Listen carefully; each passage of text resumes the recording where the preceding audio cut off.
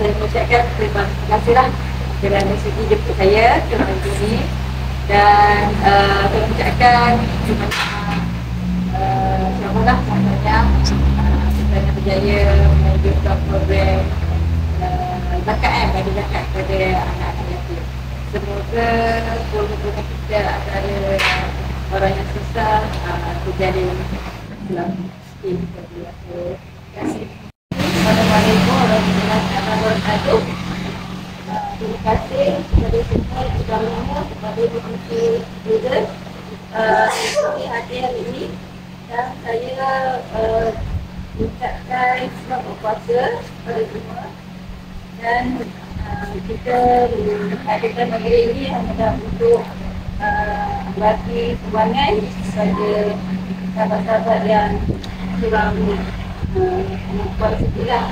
Dan bila adanya bantuan sikit, taklah banyak sangat dan taklah boleh membantu sangat, tapi sekurang-kurangnya kita prihatin, dan semoga kasih sayang antara kita semua ini berpanjangan.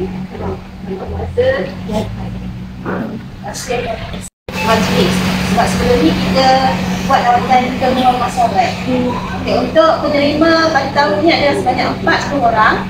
Ini sahaja 10 orang, dan cawangan raut 30 orang.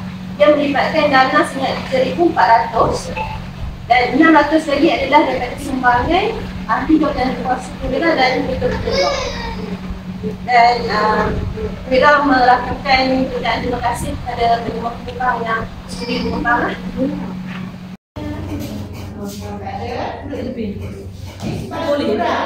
Boleh. Bandura, Roraida Yasin,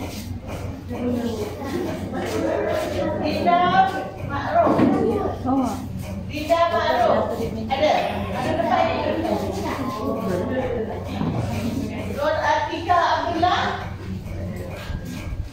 Nur Hayati, Nur Hayati Yuk.